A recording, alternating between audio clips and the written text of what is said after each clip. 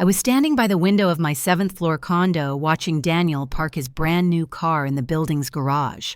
The sleek black sedan gleamed under the fluorescent lights, and as my husband got out, he adjusted his tie, smiling smugly at his reflection in the polished surface. A handsome man, no doubt about it, tall fit with thick dark hair and intelligent brown eyes. That's exactly how he'd won me over at a company holiday party 2 years ago. But right now, I wasn't thinking about his attractiveness. I was thinking about the $15,000 I'd be getting for my car tomorrow. A solid sum which they'd offered for my older but reliable SUV. The buyer had already wired the deposit. All that was left was to finalize the sale. I wasn't selling the car because things were great. I'd simply decided that public transportation was sufficient for city living, and the money could be better spent on something more essential. The familiar click of keys in the lock sounded, and Daniel walked into the foyer. I heard him take off his shoes and hang his jacket in the closet. This condo had been mine long before we met. I'd bought it with my own money 4 years ago when I got a promotion at the development firm. Back then, it felt like I had everything: a good job, my own place stability. The only thing missing was a life partner. "Lauren, I'm home," Daniel announced loudly, walking into the living room. "How's it going with the car, selling it for good tomorrow?" "Yep, the buyer's coming in the morning, paperwork's ready, just need to get the check and hand over the keys." Daniel came over and put his arm around my shoulders. Such gestures used to warm my heart, but lately I'd noticed something calculated in them, as if my husband wasn't hugging his wife, but a source of financial stability. Excellent. So we'll have a decent amount of cash on hand, just in time. I turned to him, surprised. "What do you mean it's my car, my money? And what do you mean, just in time?" "Well, we're family, babe. Yours is ours. And in time because..." Daniel hesitated, looking away. "Anyway, I'll tell you later. Let's have dinner first." Something in his tone didn't sit right with me. Daniel had always been an open person, but now he was suddenly being evasive. I decided not to press him. If it was important, he'd tell me. Over dinner, my husband was unusually affectionate. He asked about work, shared plans for the weekend, and complimented my new hairstyle. But I sensed a catch. After 2 years of living together, I'd learned to tell when Daniel was genuinely attentive and when he was trying to get something out of me or hide something. "Listen, remember my sister Victoria?" he asked as if out of the blue while pouring me some iced tea. "Of course I remember Vicky. We met at your birthday party. She lives with her 2 sons, works at a bank, right?" "Yeah, that's her." "Well, she's in a tough financial spot right now, you know." I put down my fork and looked at my husband intently. "What kind of situation?" "Well, loans. Lots of loans. Mortgage, car loan, plus some consumer debt. Her salary isn't enough to cover the payments. The bank is threatening foreclosure, and she has 2 kids, 8 and 12. Daniel spoke quickly, as if afraid I'd interrupt him. And I was indeed about to interrupt because I already guessed where this was going. "And what are you proposing?" I asked in an even tone. "Think about it. Tomorrow we'll have $15,000. That's enough to cover Vicky's most critical debts. She'll pay it back gradually, of course, but she needs emergency help right now." I stood up from the table and paced the kitchen. So that's what all the tenderness and compliments were about. Daniel had already made plans for my money without even asking my opinion. "And if I don't agree?" I asked, crossing my arms. My husband looked at me surprised. "Don't agree? But why? It's my sister. She's in trouble. We can't just stand by." "There's nothing we can do. It's my money and I'll decide how to spend it. And the fact that Vicky is your sister doesn't mean I have to solve her financial problems." Daniel's face darkened. For the first time in our marriage, I saw such coldness in his eyes. "Lauren, I didn't expect such selfishness from you. We're talking about family, about children. Don't you feel sorry for your nephews?" "I feel sorry for the kids, but not enough to give away all my savings for them. Vicky has a job, a salary. Let her talk to the bank about restructuring her loans or find a second job." "She's tried everything," Daniel exploded. "The bank refused. There's no time for a second job, Lauren. What's it to you? Just help out family." I studied my husband's face carefully. He was much more nervous than he should be for a simple request for help, as if something critically important depended on my decision. And how do you even know about Vicky's problems? We barely talked to her. She called yesterday, crying on the phone, telling me about the bank's threats. Lauren, you should have heard how worried she is about the kids. Something about this story felt off. Vicky had struck me as a rather proud woman, unlikely to ask for help from a sister-in-law she barely knew through her brother. But Daniel looked at me as if I were the last hope for his nephews. "All right," I said finally. "Let me talk to Vicky myself. I'll find out the details, look at the loan documents. If the situation is really critical, I'll think about helping." "Why do you need documents?" my husband asked sharply. "Don't you trust me?" "I trust you, but $15,000 is serious money. I want to understand where it's going, and if there are any guarantees it'll be paid back." Daniel paused, then nodded. "Okay, I'll ask Vicky to get the statements ready, but we don't have much time. The bank gave her a week to cover the overdue payments." That night, I couldn't sleep. Something about my husband's behavior worried me. He tossed and turned in bed, sighed, and got up several times for water. I felt Daniel was hiding something.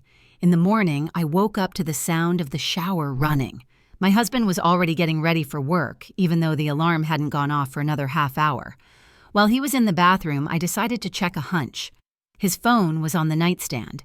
Daniel usually didn't hide his texts from me, but now I acted cautiously. I opened his messages and found the chat with Vicky. What I saw made my blood run cold. There wasn't a single word about loans or bank threats in the conversation. Instead, there were numerous messages about some project Vicky had invested her last dime in and now urgently needed another $5,000 by the end of the month, or everything would go bust. She wrote that she'd already made arrangements with partners, but they were short on startup capital for a guaranteed profitable venture, so there were no loans. Vicky had sunk her money into some venture and it had tanked, and now she needed my money to try and recoup her losses. And Daniel had lied to me about the bank and foreclosure threats to evoke pity. I quickly scrolled further through the chat and discovered even more unpleasant details. It turned out Vicky had been borrowing money from Daniel for several months. Small amounts, $200, $200, $200, $300 at a time. And judging by the messages, she had no intention of paying any of it back. "You know, I have kids, lots of expenses," she wrote. "I can't pay back debts right now when I can barely make ends meet." And Daniel had replied, "Don't worry, sis, we'll figure something out. Lauren's selling her car soon, then we'll sort everything out at once." So they had been planning to spend my money for a while, and my husband hadn't even intended to ask for my consent, just present me with a done deal. I carefully placed the phone back on the nightstand and lay down, pretending to be asleep. Daniel came out of the bathroom, dressed quietly, and kissed my forehead. "Sleep well, sunshine. See you tonight, and think again about Vicky, okay?" When the door closed behind him, I got up and made coffee. I needed to think of a plan. My husband had deceived me, and I didn't forgive that from anyone, not even the closest people. But first, I needed more information. I dialed Vicky's number. "Hello, Vicky. This is Lauren Daniels' wife. Can we meet today? I want to discuss your situation." There was a pause on the line. "What situation?" Her voice sounded wary. "Daniel told me about your problems with the bank. I'm willing to help, but I want to discuss everything in person first." "Oh, yes, of course. Thank you so much, Lauren. I'm counting on you." We agreed to meet at a coffee shop near her office. I had a few hours before the meeting and decided to use them productively. If Daniel and Vicky were playing games with me, it was time to set the rules. At 1 o'clock, I was sitting in a cozy coffee shop watching Vicky approach. A woman in her mid-30s, slim, with short, light brown hair, dressed expensively but tastefully. A designer watch on her wrist, gold earrings. Not exactly the picture of someone who couldn't pay her debts. "Lauren." Vicky sat across from me and ordered a cappuccino. "Thanks for agreeing to meet. I'm so worried about this whole situation. Tell me more about what's happening," I asked, observing her reaction carefully. "Well, it's very complicated. Lots of loans, salary isn't enough. The bank is demanding early repayment, threatening to seize assets." Vicky spoke hesitantly, pausing often and avoiding eye contact. I let her finish, then asked, And what exactly are these loans? Which bank? For how much? It's a mortgage, a car loan, a couple of personal loans, about $20,000 in total. I see. Can you show me the statements? I want to see the documents before making a decision. Vicky's face changed, becoming tense, almost frightened. Statements? Why, Daniel told you everything. Daniel told me one thing, and I want to verify the information. $15,000 is a lot of money. Vicky nervously fiddled with a napkin. Lauren, you understand that loan documents are personal information. I can't just show them to anyone. Then I can't just give you the money either. We sat in silence for a few minutes. Vicky was clearly thinking something over, and I waited. Finally, she sighed and said, "All right, I'll be honest. It's not about loans." Plot twist number 2. I started my own business, a kids' activity center. I invested all my savings borrowed from friends, but I miscalculated expenses. I need additional capital or I'll have to close down and pay back the debts. I leaned back in my chair. So the truth was starting to surface. And how much do you need, man? $5,000. That'll be enough to keep me afloat until the holidays. Then more clients will come and the business will take off. And why did Daniel lie about the loans? Vicky blushed. He said you'd never agree to help with a business that you have a stereotype about unsuccessful female ventures, so he decided to present it as an emergency. Interesting. So my husband not only deceived me, but also disparaged me to his sister, portraying me as a greedy, heartless woman who needed to be lied to for help. I see. And what kind of business is this? Where are the centers located? Just one for now in a newer suburban development on the edge of the city. Lots of young families with kids there, but little competition. And how much have you already spent on this project? About $7,000 for renovations, equipment, initial salaries for instructors. I asked for the check and paid for the coffee.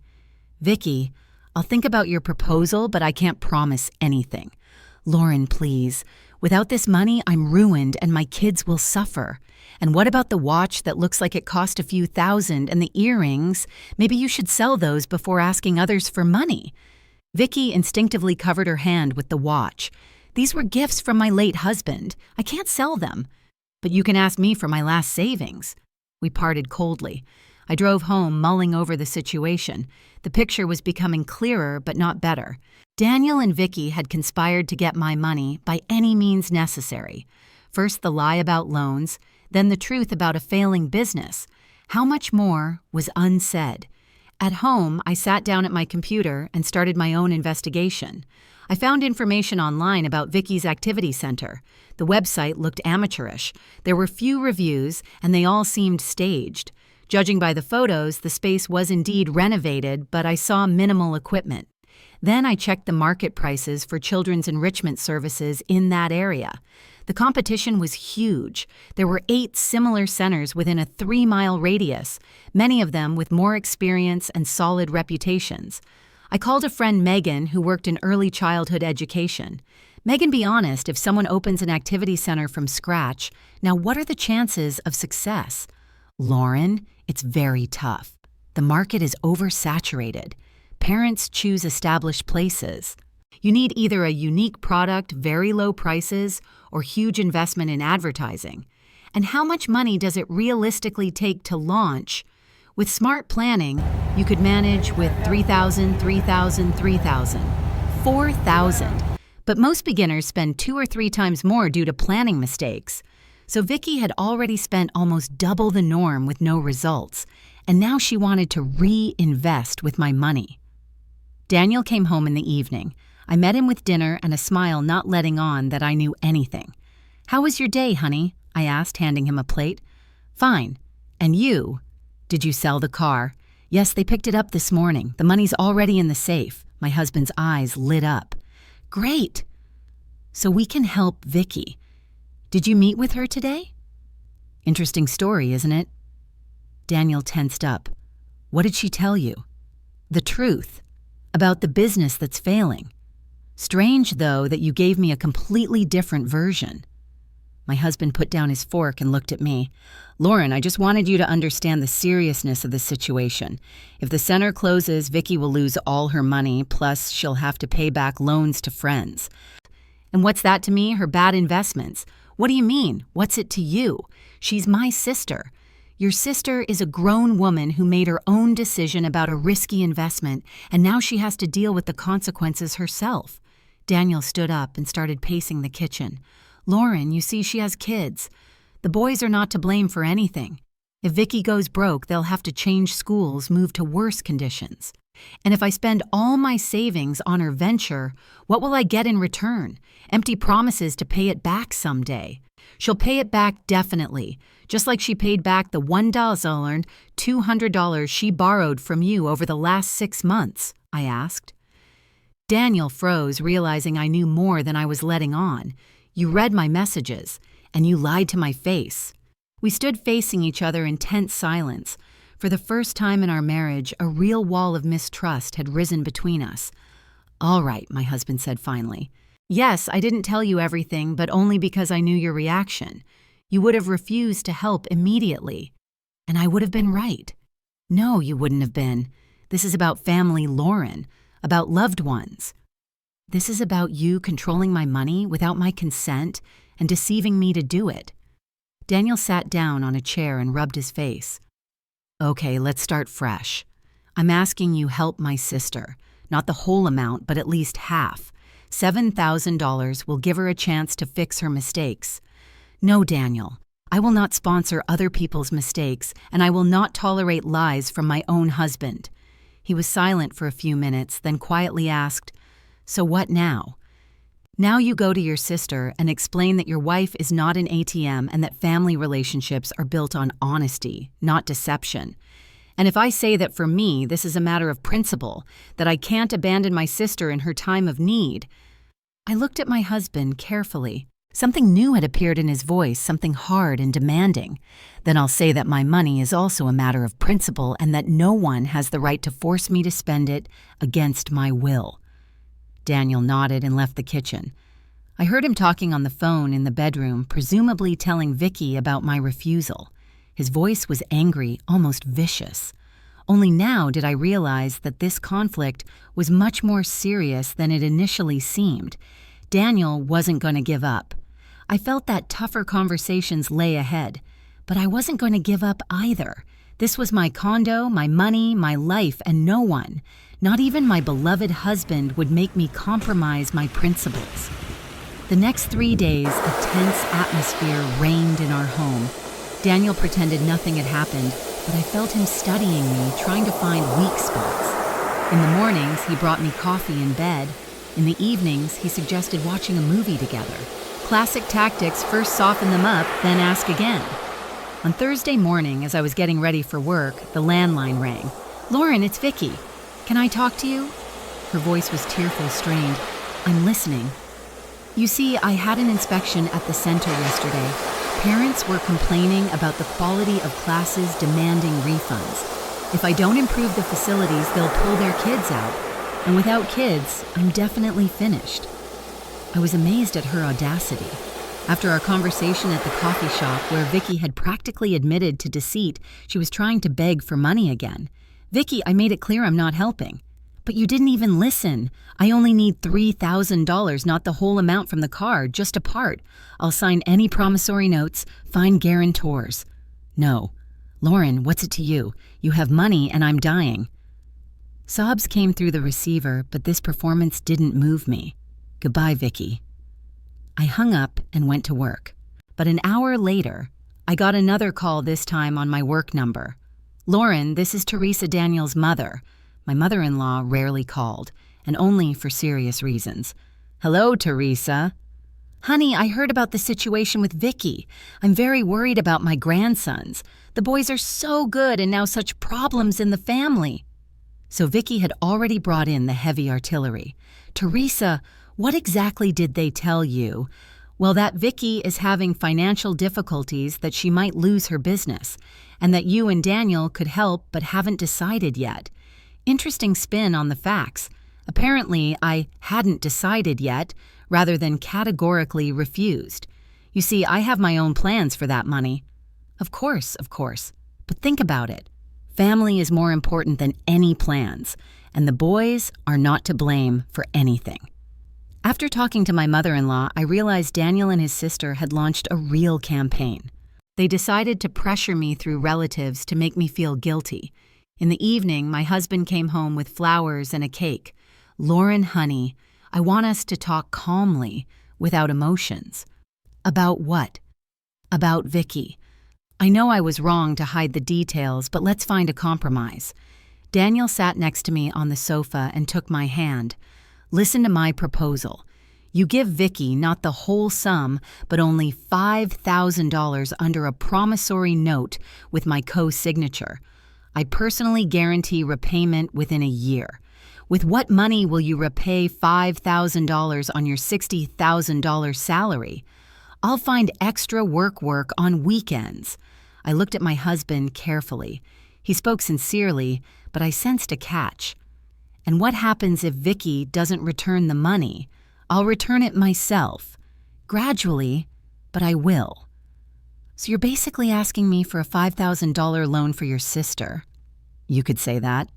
With interest. Daniel hesitated. Lauren, we're family. What interest between close relatives? Then what guarantees? If you can't pay it back, what then? I definitely will. I stood up and walked around the room. Daniel answered honestly. Have you already promised Vicky this money? My husband looked down. I said I'd try to persuade you. And what did she say? That she's really counting on my help. The next day, I accidentally found out the truth. My colleague Sarah told me that her acquaintance had enrolled her child in an activity center, but changed her mind when she learned about its financial problems. Can you imagine the director of this center is telling everyone she has a sponsor who will provide money for development? The parents calmed down and even paid a deposit for the next month, $200 per child. She collected about $4,000. A chill went down my spine. And who is this sponsor? I don't know exactly, some relative. She mentioned something about a sister-in-law with a lot of money. So Vicky had already announced to the parents that I would be financing their center. Daniel hadn't just tried to persuade me, he had given his sister firm guarantees. In the evening, I interrogated my husband. Daniel, what exactly did you tell Vicky about my money? Well, that we're discussing the possibility of helping. And she understood it as consent and already collected deposits from parents. My husband's face changed. How do you know about the deposits? It doesn't matter how. What matters is that your sister is committing fraud using my name. Lauren, what are you talking about, fraud? She just wanted to reassure the clients, with promises of money that no one gave her. Daniel stood up and began pacing nervously. Okay, let's say she was a little hasty with the announcements. But you can fix the situation. Give her the money and everything will be honest. I couldn't believe my ears. So you're suggesting I pay for someone else's fraud. Not fraud optimism Vicky believed you would help. Based on your promises, I didn't promise anything, I just said I'd try. We had a serious fight for the first time in our marriage. Daniel raised his voice at me, and in response, I demanded he immediately call his sister and tell her to return the deposits to the parents. I'm not returning anything, My husband exploded. Lauren, you're putting me in an idiotic position. I already told Vicky you'd help. When did you tell her? The day before yesterday. She asked if there was a chance, and I said practically yes. Practically yes is not yes. For her, it was enough. I realized my husband was deliberately leading me into a trap, creating a situation where my refusal would look like a betrayal, not only of Vicky, but also of him. Over the weekend, the situation escalated. Daniel suggested we go to his mother's lake house. The whole family will be there. We'll have a good time, get our minds off things. I agreed, unsuspecting. At the lake house, the whole clan had indeed gathered Teresa, her sister, with her husband Daniel's cousin with his wife, and of course Vicky with her sons. The boys, Aiden 12 and Dylan 8, turned out to be exact copies of their mother, demanding capricious, used to getting what they wanted at any cost. Uncle Daniel, when are you going to buy us new tablets? Asked Aiden, the older one.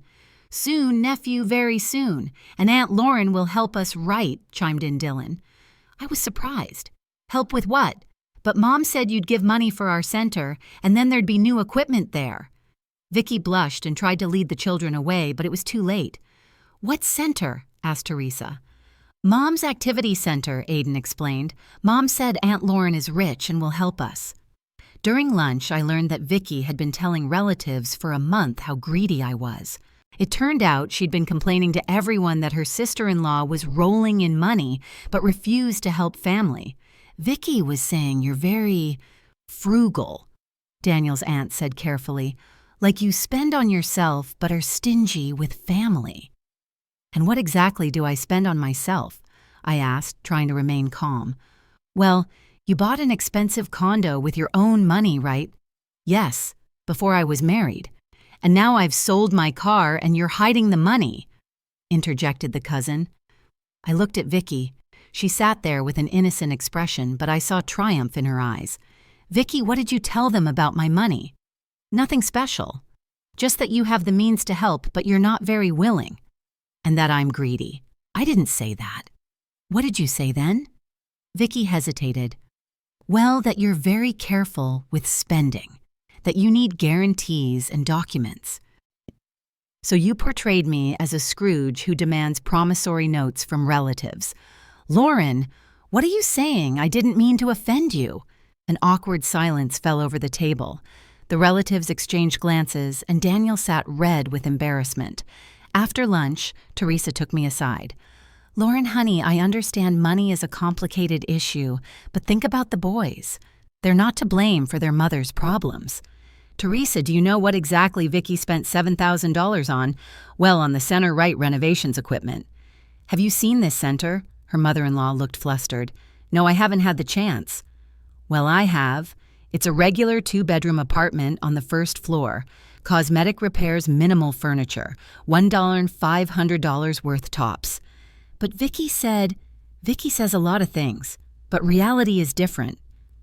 When we were driving home, Daniel was silent. I didn't speak first either. But at home, he exploded. Lauren, what was that? Why did you make Vicky look like a liar in front of the whole family? And why did Vicky make me look like a cheapskate in front of the whole family? She didn't mean to offend you. She wanted to turn the relatives against me, create pressure. Nonsense. She was just complaining about her tough situation. By telling everyone how bad I am. Daniel sat in an armchair and rubbed his face. Okay, let's say Vicky was wrong. But now it doesn't matter who said what. What matters is solving the problem. What problem? With the money, Lauren, I'm tired of these arguments. Let's just help her and forget about it. No. Why not?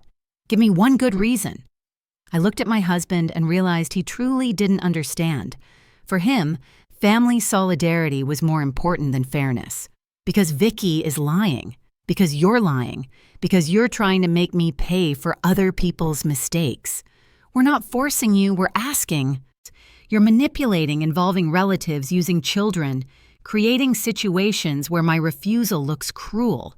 Daniel stood up and approached me. Lauren, listen, I'm proposing a compromise. You give Vicky $2 and $500, half of what she initially asked for. That'll be enough to last until the new year. And then she'll come back for more help. No, I swear we won't ask again. I stepped away from my husband. Daniel, you don't understand the main thing. It's not about the amount, it's about the principle. You think you're entitled to my money and I don't. But we're family. Family is built on honesty and respect. And what do we have? Lies, manipulation, attempts at coercion. The following week, the situation became even more absurd. Vicky started sending me photos of her sons with sad captions. The boys are very upset they won't be able to study in a good center. Or Aiden asks why Aunt Lauren doesn't love us. Then she started calling me at work several times a day. Lauren, you do realize you're destroying the family, don't you? Daniel is beside himself because of this. Let him be. And let him leave me alone. But how can you be so cruel? It's about children. Children you're using for blackmail. I'm not blackmailing, I'm asking for help. After another such call, I realized it was time to take drastic measures. I called Daniel at work. Either your sister stops calling me or I change my phone number and block her everywhere. Lauren, what's wrong? She's just worried. Let her worry in silence. Okay, I'll talk to her. But Vicky didn't calm down. Now she started involving friends and acquaintances. Her friend called me a neighbor, even a kindergarten teacher from where Dylan once attended. Lauren, you understand that Vicky might lose her children, the teacher said. If she can't support them, Child Protective Services will take the boys. This I couldn't bear. And you understand that you're being told nonsense. No one is going to take children away because an activity center closes. But Vicky says a lot of things and not all of it is true. In the evening, I demanded an explanation from Daniel. Your sister is spreading rumors that she might lose her kids. This is rock bottom. Maybe she's genuinely afraid. Afraid of what? She has a job, an apartment. Closing a useless center doesn't make her an unfit mother. But she needs money for living for the children's education. Then let her find it through legal means. A bank loan, for example. The bank won't give her one. She has a bad credit history. This phrase made me pause. Bad how? Well, there were late payments on old loans. What loans? You said she didn't have any. Daniel realized he'd slipped up. There were some small ones before already closed. And why were there late payments? My husband paused, then reluctantly answered, Vicky spent money on herself, clothes, cosmetics, trips, and forgot to pay the loans. I sat on the sofa and looked at my husband intently. Daniel, tell me the whole truth. What kind of woman is your sister? What do you mean? How many times has she started a business and gone bankrupt? My husband looked down. Several times. How many exactly? 4 or 5. And each time she asked relatives for money. Not everyone, mostly me. And how much have you given her over the years during our marriage? Daniel was silent for a long time. About $2,000 in total. I couldn't believe my ears. $2,000 in total. I couldn't believe my ears. $2,000 in total. I couldn't believe my ears. $2,000, and she never paid any of it back. She promised to pay it back when things picked up. And when will that be? Well, someday. The picture was becoming clear. Vicky was a professional failure who constantly started projects, quickly bankrupted them, and asked for money for new ones. And Daniel was her constant sponsor. And why do you need another failure to support? She's not a failure, just unlucky. Unlucky 5 times in a row, that's a pattern. Lauren, don't be so harsh. Vicky is searching for herself. At someone else's expense. At my expense. I help voluntarily. And now you want me to help too. I want you to understand that sometimes family is more important than money. I stood up and went to the window. And what if I told you another story? What story? I did some research on Vicky's activity center. Do you know what I found out? Daniel looked at me warily. What? Rent for the space is $1,200 a month. Salaries for 2 instructors are $1,500 each. Utilities are about $300. So monthly expenses are $4,500. So a monthly membership at the center costs $400 per child. Vicky has 23 children enrolled. That's $200 a month. Daniel started to put things together. So the profit is about $4,700. It would be if everyone paid, but half the children attend at a discount or for free. Plus many absences, parents don't always bring their children. Realistically, the center brings in about $3,000 a month, and expenses are $4,500. That's a $1,500 loss every month. Why for free? Because she's a kind but foolish woman. She's embarrassed to demand money from friends, gives discounts left and right, spends the center's money on toys and sweets for the children. With this approach, any business is doomed to fail. My husband sat in the armchair and rubbed his face. How do you know all this? I talked to some parents. It turns out many are dissatisfied with the quality of services, but tolerate it out of personal sympathy for Vicky. And what are you trying to say? That the center is unprofitable regardless of the investment amount. $5,000 will keep it afloat for a few months at best, and then more money will be needed. Vicky doesn't know how to run a business. Daniel was silent. For the first time during our arguments, he seemed to be considering reality. "Maybe you're right," he said quietly. "Maybe Vicky really should find a regular job." "Of course she should, but she won't as long as you're sponsoring her." "So you're suggesting I abandon my sister?" "I'm suggesting you stop coddling her. Let her learn to live within her means." We were silent. It seemed my husband was finally starting to understand the situation, but I was mistaken. "Okay," Daniel said. "Let's assume you're right about the business. But it's too late to change anything now. Vicky has made commitments, promised parents improvements. If we don't help now, she'll fail completely." "So what do you mean, so what?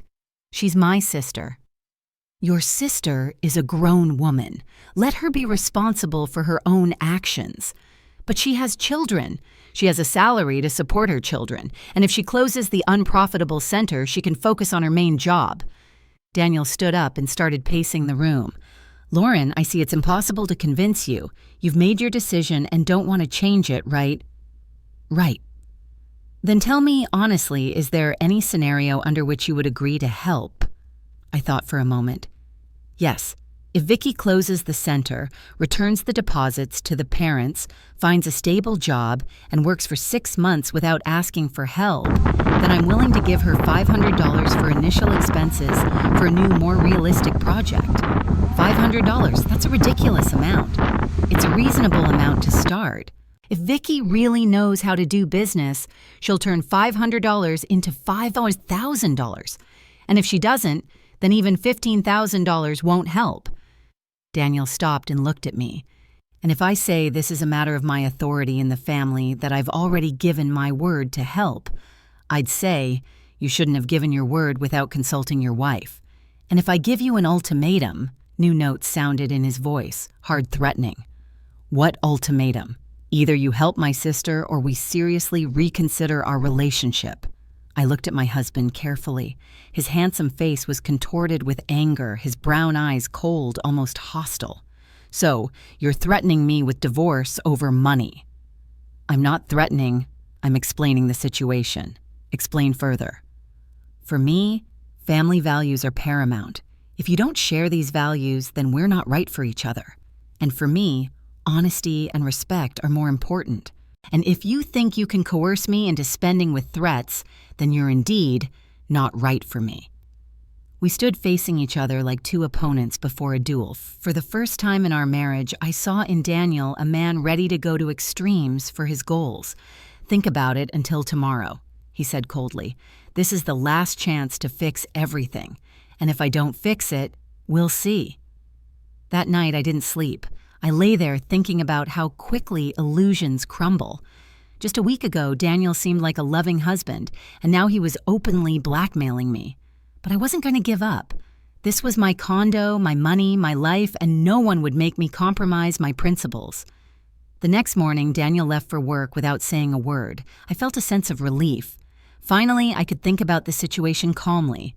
Rain drizzled outside, and the gray sky perfectly reflected my mood. I sat at the table with a cup of coffee and a notepad. I needed to clearly analyze everything that had happened over the past 2 weeks. My husband had transformed from a loving partner into someone willing to blackmail me for money. Vicky turned out to be a professional moocher, and my husband's entire family was a cohesive group that considered my savings public property. The list of facts was impressive. Daniel lied to me about the reasons for his sister's need. Vicky committed fraud with the parents' deposits. My husband had already spent $2,000 on his sister.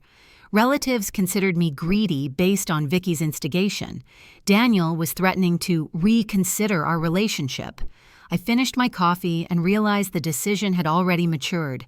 Vicky would get no money, and if Daniel wanted a divorce over this, that was his prerogative. Around lunchtime, my mother-in-law called. "Lauren, honey, how are you?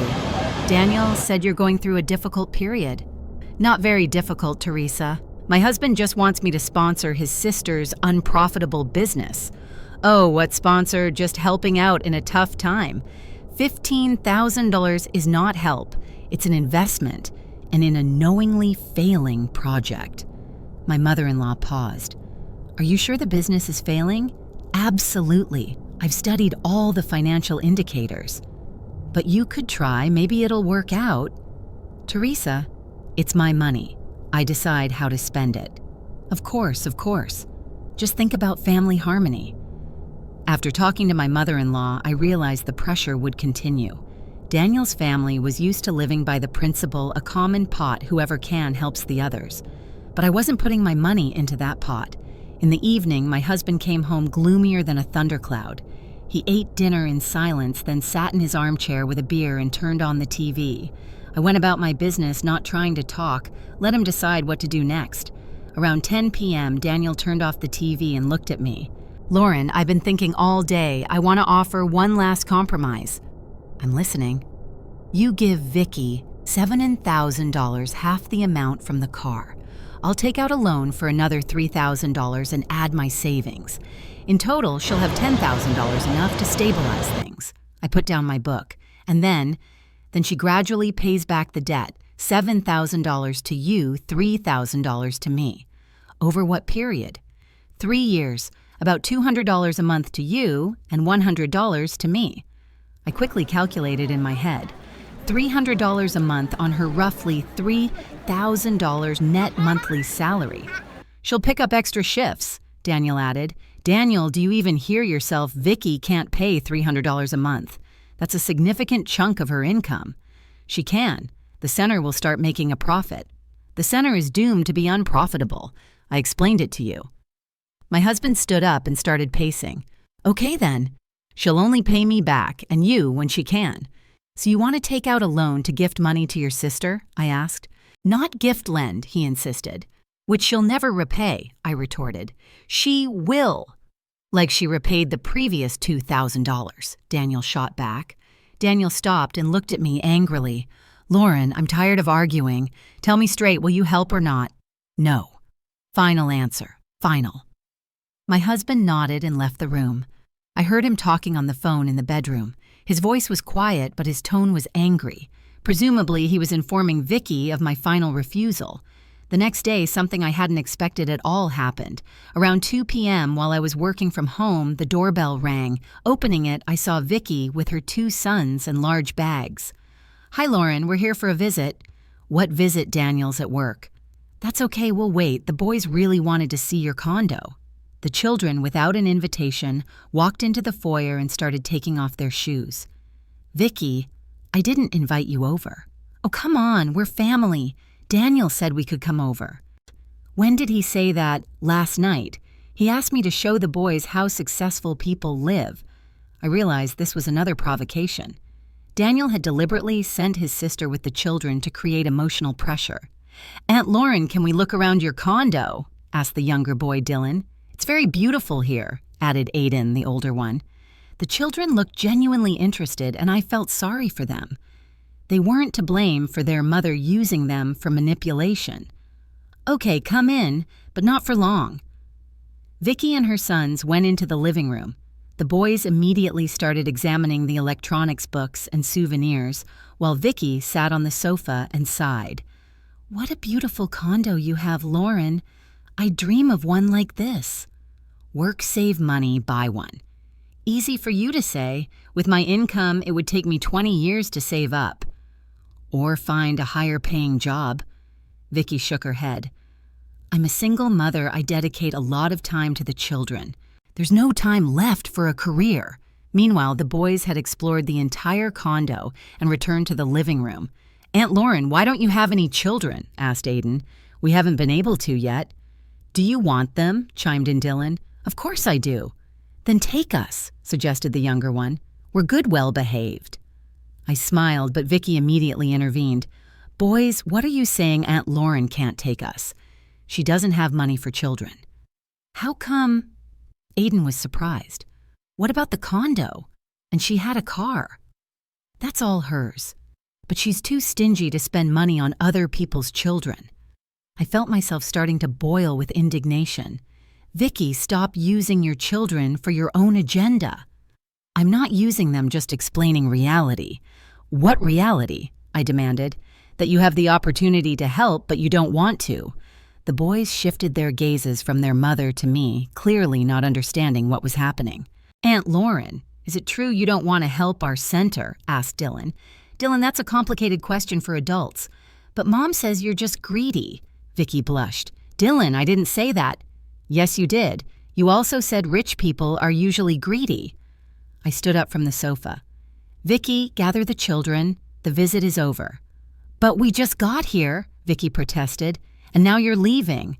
"Lauren, what's wrong?" Vicky pleaded. "The boys so rarely get to be in nice homes.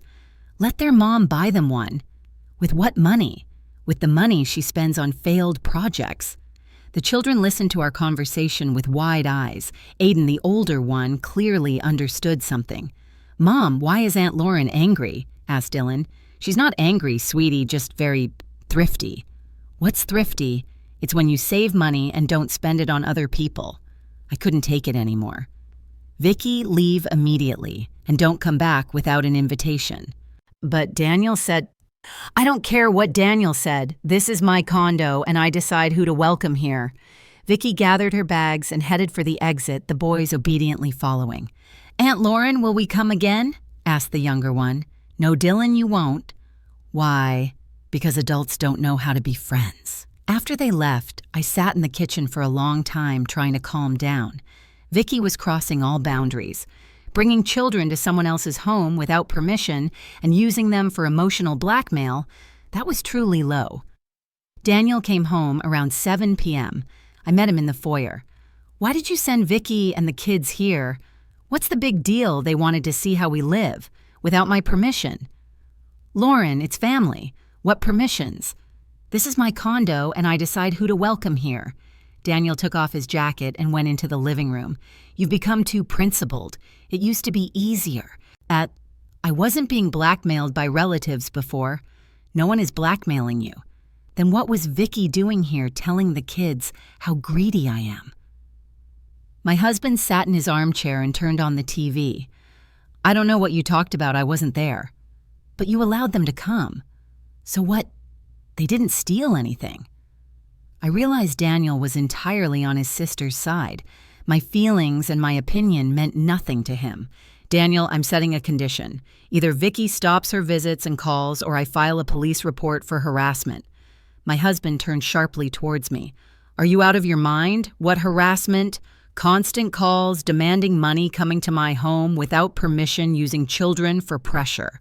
That's called psychological coercion." "Lauren, get a grip. She's my sister." "I don't care who she is. I don't have to tolerate rudeness." Daniel turned off the TV and stood up. "All right, let's talk straight." "Let's?" "I'm tired of your selfishness. Tired of you only thinking about yourself. And I'm tired of your lies and attempts at coercion. Coercion, I'm just asking for help for my family. You're demanding, threatening, manipulating."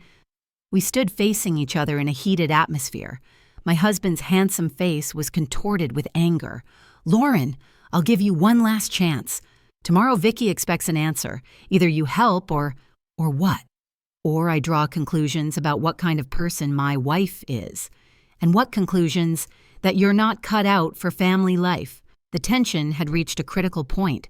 I felt something final was about to happen. The next morning, Daniel got up early and prepared to go somewhere. "I'm going to Vicky's to arrange a final meeting." "What meeting?"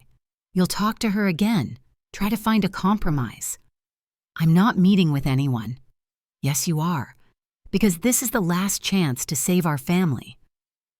After he left, I sat and thought seriously about the situation. Daniel was clearly preparing for a decisive conversation, and I needed to be prepared too. I took the money from the car sale out of the safe and counted it. $15,000 lay before me in stacks of bills. This money had become the apple of discord in our family. Because of it, a loving husband had turned into a blackmailer, and I into a greedy egoist. I called my lawyer friend Megan. "Megan, if a husband threatens divorce for refusing to give money to his sister, is that normal?" "Lauren, that's a huge red flag. No one has the right to coerce you into spending with threats." "And if he says the condo is marital property, your condo, which you bought before marriage—" "Yes." "Then it's your separate property. Do you have a prenup?" "No." "Then in a divorce, the condo remains yours." However, your husband's debts, if any, might be divided. He doesn't have debts, then there'll be nothing to divide. This conversation calmed me. Whatever Daniel was planning legally, he couldn't claim my condo. In the evening, my husband came home with a serious expression. Vicky and her children followed him in. "Lauren, let's have a family council," Daniel announced. "What council?" "We'll all sit at the table and calmly discuss the situation." I looked at the children, with the kids present. "Let them listen. It's interesting for them, too." We sat around the kitchen table. The boys looked at me expectantly. Vicky wrung her hands. Daniel looked determined.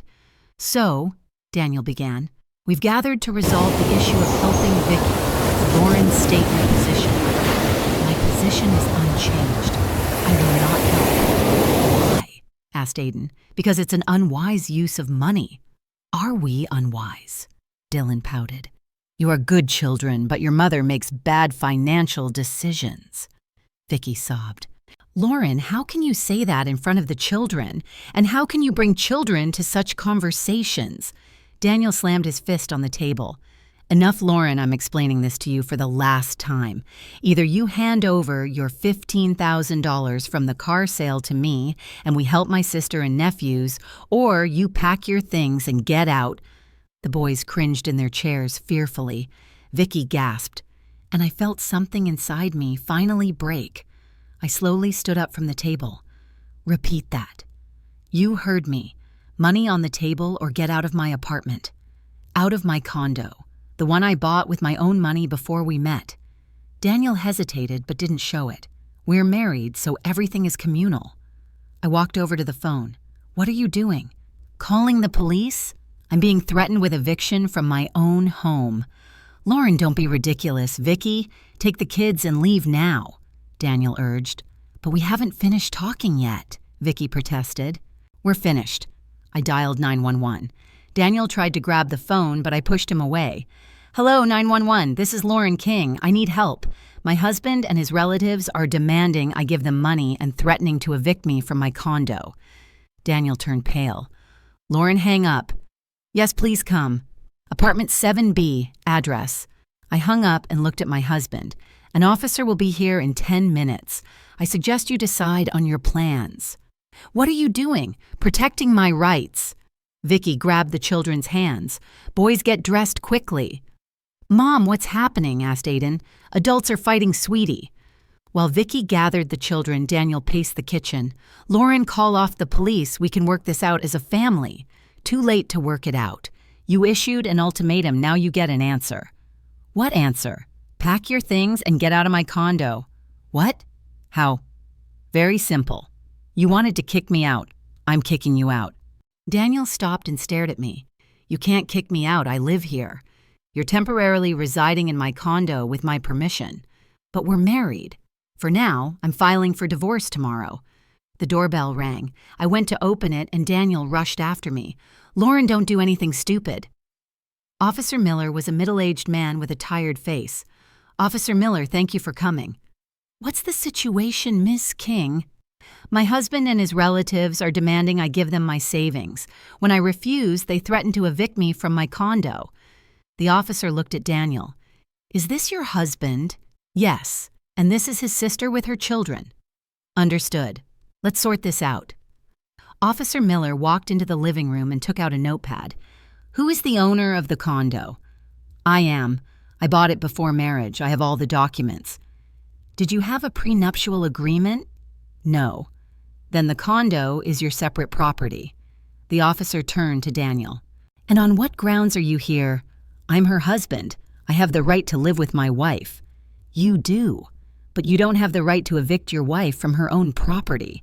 "I wasn't evicting her, just asking her to help my sister. With threats of eviction—" Daniel fell silent. "All right," Officer Miller continued. "We'll consider this conflict resolved for now. The relatives will leave. The spouses will stay and sort things out themselves." Vicky quickly gathered the children and left. The boys waved goodbye to me. "And now let's talk seriously," Officer Miller said to Daniel. "If your wife wants to file a report for harassment or threats, I'll be obliged to take it. It's better not to let it get to that point." "I understand," Daniel replied grimly. After Officer Miller left, we were alone. Daniel sat in the armchair, his face red, while I stood by the window. "What now?" he asked quietly. "Now you pack your things and find a new place to live." "Lauren, maybe we can still talk, Sam. Talk about what you've shown your true colors." "I just wanted to help my sister." "You wanted to control my money against my will. That's called coercion." Daniel stood up and approached me. "Forgive me. I got carried away." "Too late for apologies." "Why too late?" "Because now I know what kind of person you are. At the first sign of trouble, you're ready to blackmail your wife, threaten her use children for pressure." "I won't do it again. There won't be an opportunity. I'm filing for divorce tomorrow." Daniel was silent for a few minutes, "And if I refuse to move out, then I'll call Officer Miller again and file a formal complaint for coercion and threats." "Lauren, you know I have nowhere to go." "Go to your sister's. She has such a wonderful condo with an activity center." "There's no room there." "Not my problem." The next day, Daniel packed his things and left. Before leaving, he tried one more time to persuade me. "Lauren, think again. We loved each other." "Loved, until you decided my love was worth $15,000. It's not about the money. It's precisely about the money. You were ready to destroy our family for money, for your sister, for her financial problems. So, again, for money." My husband left, slamming the door. I remained alone in the silence of my condo. A week later, I filed for divorce. Daniel didn't contest it. He probably realized he couldn't change my mind. The procedure took a month since there were no disputes over property. Indeed, there was nothing to divide. 3 months after the divorce, I learned the truth that completely overturned my perception of what had happened. I accidentally ran into an acquaintance of Vicky's at the mall. "Oh, Lauren, how are you? I heard you and Daniel got divorced." "Yes, we did." "Too bad. Vicky was very upset." "Upset?" "Yeah, she said the family broke up because of her." I tensed up. "And how's her center doing?" "What center? She closed it a month ago." "Closed it? How?" "Well, it didn't work out. Parents pulled their kids, demanded their money back. Vicky ended up selling her car to pay everyone off." My heart skipped a beat. "And what is she doing now?" "Works as a sales associate at a kids' store. The pay isn't great, but it's stable. Says she'll never go into business again." I drove home in turmoil. So Vicky had finally realized her mistakes and found a normal job. And Daniel, where was Daniel now? I called a mutual acquaintance. "Tanya, do you know how my ex-husband is doing?" "Daniel, not well. He's living with his mother, changed jobs for a lower-paying one. They say he's really torn up about the divorce." "What about his job?" "Yeah, there was some conflict with his boss, probably due to stress. He had to quit." That evening, I sat in the kitchen for a long time thinking. It turned out all my predictions had come true. Vicky's center had indeed failed just as I'd predicted. If I had given her the money, I would have lost it irrevocably, and it wouldn't have saved her business or our marriage.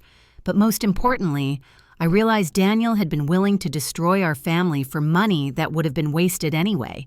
He hadn't loved me enough to accept my point of view. For him, family ties were more important than honesty with his wife.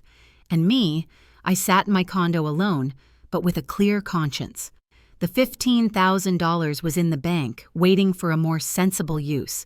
Maybe I'd spend it on professional development courses, or a vacation in Europe. Or maybe I'd just keep it as a safety net. 6 months later, Vicky married a colleague from the kids' store, a simple, hard-working man without ambitions or debts. The boys gained a stepfather and she stability. Daniel still lives with his mother. Sometimes I see him at the grocery store. He's age-thinned out. He nods reservedly, but regret is visible in his eyes. And I no longer explain to anyone how I spend my money. That's a lesson I'll remember forever.